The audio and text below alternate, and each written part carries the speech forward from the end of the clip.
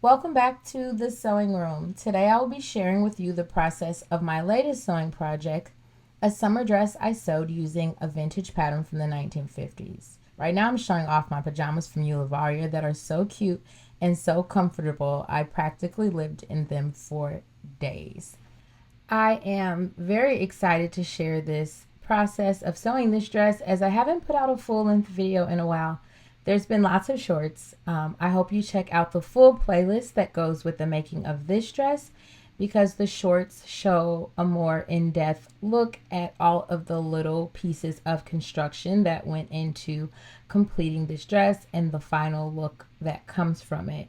This is the pattern that we're sewing up today. It's a vintage McCall's from the 1950s and this beautiful fabric that I am obsessed with. So this is where we began before I decided to get comfortable. We began in my dining room working on the bodice. I started with getting all of the pattern pieces out and getting those prepped for the fabric. The fabric, oh my goodness, I love this pattern so much, and the detail at the neck is really what sold me on it. I've been trying to push myself out of my comfort zone and wear and sew colors and prints and all of those things, but the truth is that is just not who I am. I have always been a black, white, brown, gray, tan kind of girl, and so I have sewn things that have taken many hours from my life that I'm not particularly happy with or want to wear because they're just not me. So if you've been here a while, you know I've been on this journey of discovering my own personal style and sewing things that really work for me. So what made me so happy about this fabric was the fact that it was in a color that I liked, but it was elevated. The texture on this fabric made it just a little bit more special than just your average tan dress. And so that kind of opened things up for me and enlightened me in a way, knowing that I can take the color palettes that I like and just really elevate them with the feel of the fabric, the texture, or the drape, or the pattern that I choose to go with it. The neckline with this dress, with the detail that I loved so much, was a bit of a challenge. I think I did it 2 or 3 times over before I finally got the pleats right. But in the end, the extra effort and steps of taking it apart and doing it over were so totally worth it. I am in love with this dress, and I hope you all enjoy watching as I create it.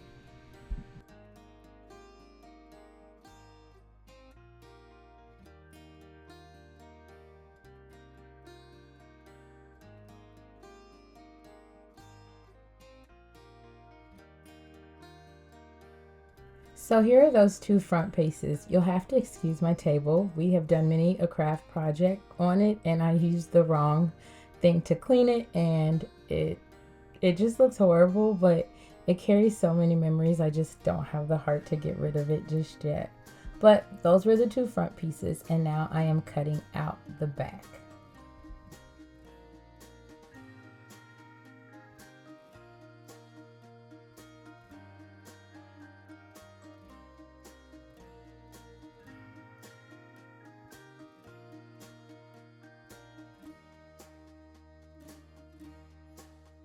So we got the two darts pinned in the back. The back is very simple. That's all that it requires.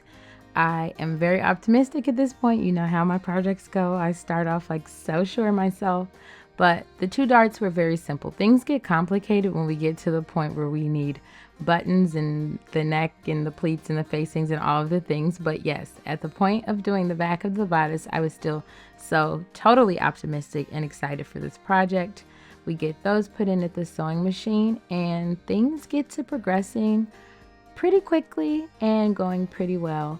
Other than, as I said, with the front having to do the neckline over so many times to make sure I got that correct. But for the most part, that went really smooth. And now I am attaching the bodice together at the sides, remembering to leave a side open for the zipper. It's gonna have buttons down the front, but it's also gonna have a zipper. I've left that off before on different dresses, thinking that why would you need the buttons and the zipper, but I have learned the hard way. If it calls for buttons and a zipper, you need buttons and a zipper if you don't want to be stuck in a dress.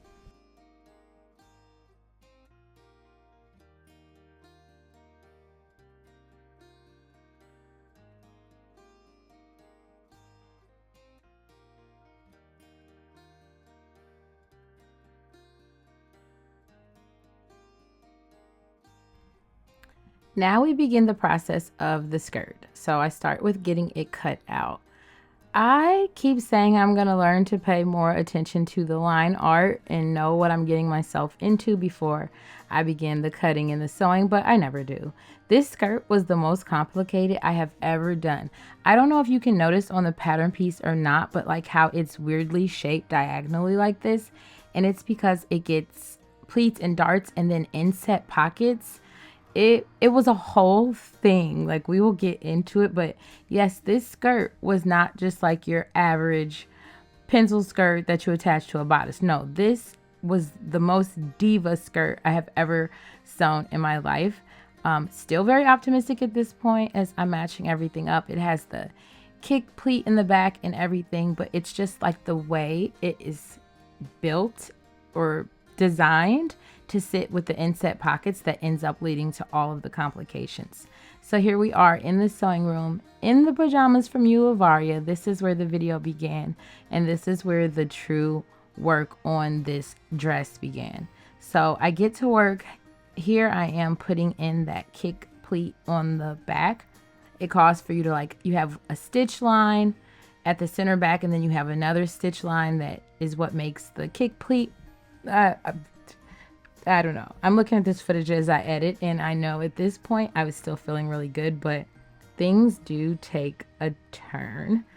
We made such good progress on the very first day of this, and then it ended up on the sewing table for, I'm embarrassed to say how long, but we'll get into it.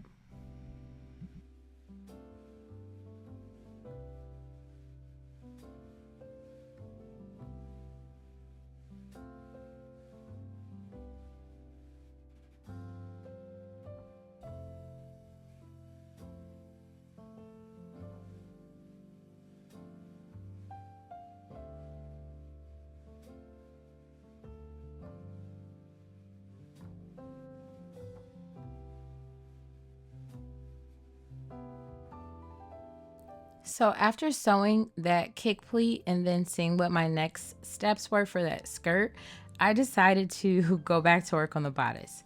So here you see me working on the collar. If you've been here a while, you know me and collars do not always agree, but I would like to let you know this may no longer be the case. The more I sew them, the better I get. I think that's how this sewing thing works. So it's clear that I am attracted to vintage sewing patterns with collars. I just never like getting them attached to the dress, but in this case, it was not bad at all. I get a lot of positive reinforcement and comments from the people who've been here from the beginning when they comment on just the growth and the improvement that I have made. And it took a while for me to start to see it for myself. But you guys, I am starting to believe you. I am definitely improving. I am sewing things that a year ago I could not have even dreamed of sewing. And I'm truly loving it. I really am. And I appreciate all of you always being so kind and sharing your feedback. We are at almost 20,000 subscribers. I cannot believe it. So I'm going to ask that you give this video a thumbs up or leave me any sort of comment or question. Any interaction helps. Or you can be a true Drew fan and give it a share with someone you think might be interested in watching someone attempt to sew the things. So yes, thank you all again. And okay, back to the sewing.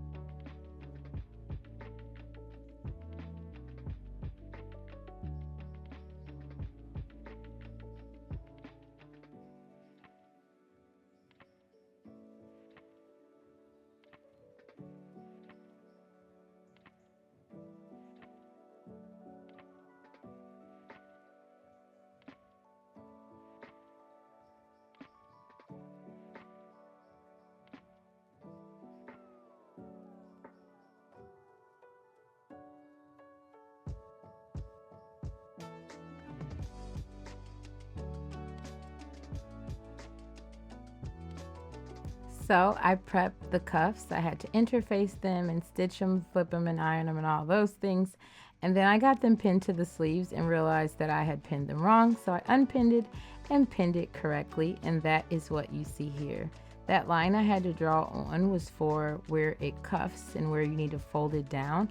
I am not sure if I did this correctly, but in the end it ends up looking nice. And I'm also learning that like I don't always have to do it exactly the way they say to do it to get the right outcome. And I really just struggle with the directions in general.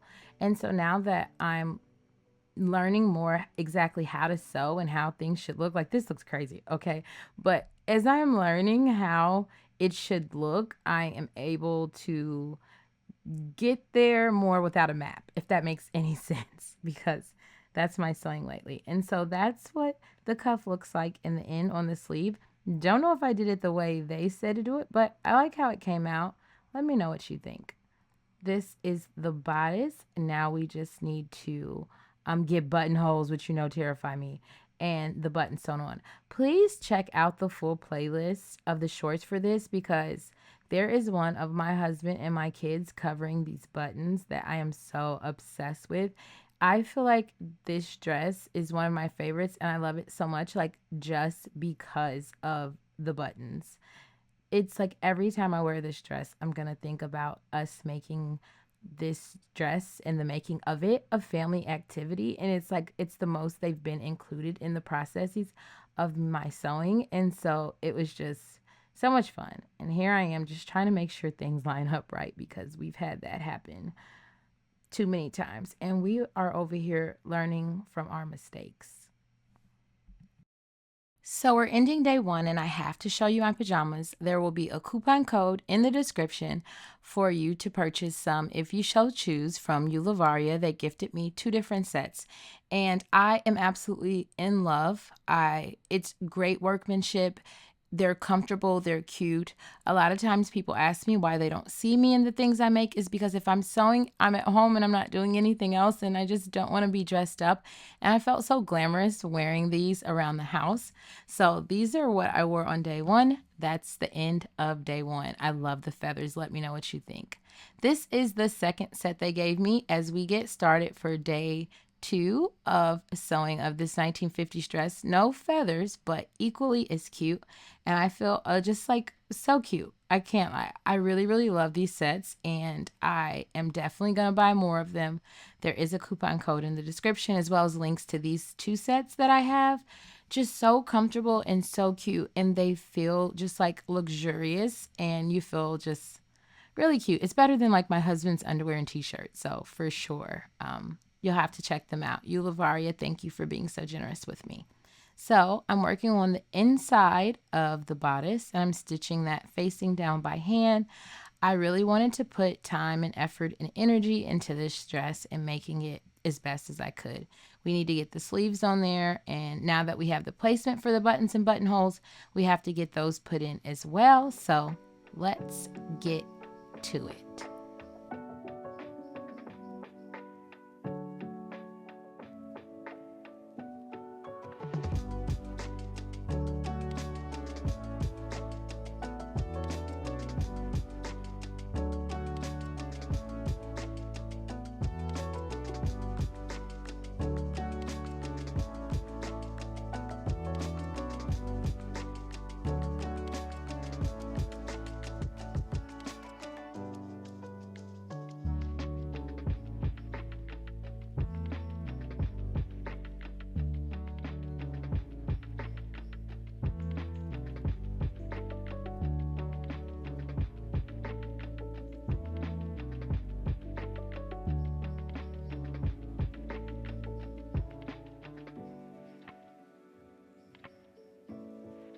The buttonhole process went pretty smooth. There was a little bit of a hiccup. There's a short that shows that. But I did do a practice run first, and I think that helped, knowing like how to put my tension and all of those things. We got almost all of them perfect. Only one came out messed up, so ratios are improving. So got the buttonholes put in, got the buttons sewn on, and now I am getting the sleeves pinned to the bodice and we will get those stitched on and we are moving quite along, and I fall more in love with this dress with every minute that passes. So I hope our end result is worth all of the time and the effort.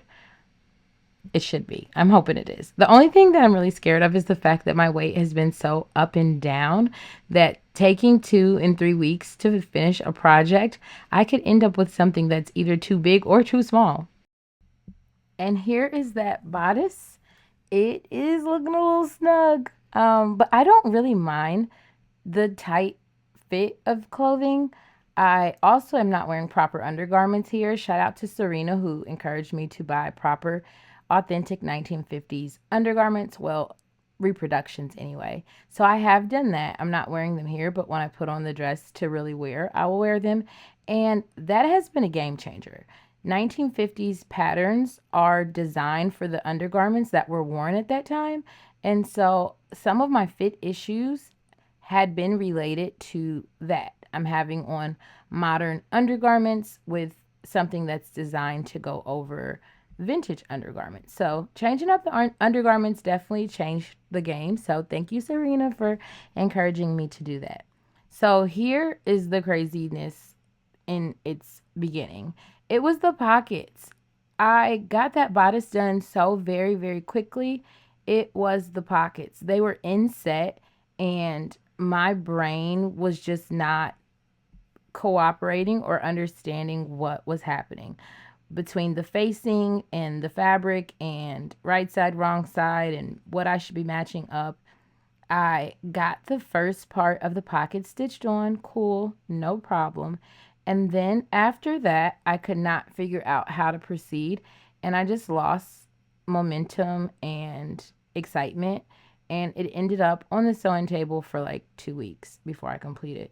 Please say something in the comments to cheer me up about how this happens to you all the time, and so I don't feel so bad. So this is me on another day. I'm back in the feather pajamas. I'm no longer wearing the blouse that came with them, but just a regular t-shirt. I have been wearing these pajamas so much, so you will be seeing a lot of them, so get used to them. I will buy a few more sets, but this is the day that I figured it out. You see me nodding. This is the day I figured out exactly how this was supposed to go. And once I did that, it was very smooth sailing. Well, I mean, it was a little bit bumpy, but I figured it out, and that's all that matters. I'm just disappointed in myself a little bit for letting it take me so long or for walking away for so long, but a lot of things happened in the meantime. My son turned 10. I had a big event for work. A lot of things of life things were happening, and so I do ask that you guys bear with me through the summer. It is my busiest time of the year, so the content will lag a bit, but I do promise to not go this long without a full-length video, and I promise myself to not get discouraged so easily and walk away from something that I was loving for so long just because kind of, I guess, too lazy to put in the effort to figure it out, or maybe just too tired. Life's life, and it life sometimes, and that's what happened. But figuring this out, I was so thrilled. Um, so yeah, I hope you guys like it. I really do. So after getting the skirt finished, I got the bodice attached to the skirt, and that's what you see me doing now. And then I did all of the finishing work by hand, like I put in the zipper, finished the insides, pinked my seams, all of those things to make the garment what it is. And now I am editing and waiting on Amazon to arrive with the accessories. Check out the shorts playlist because it shows each step in more detail of that particular step that I was working on a particular day. And I even posted one that was like the accessories choices, and I had someone recommend gold. So I Amazoned some gold, and we're just waiting on that. And then I can take the final photos, and I will get this all posted. Please remember to leave any tips or thoughts or questions or comments. I appreciate and respond to everything. There will be links to everything that I can link and all of those good things, but I cannot wait to hear what you guys think of this dress. I cannot wait to put it on.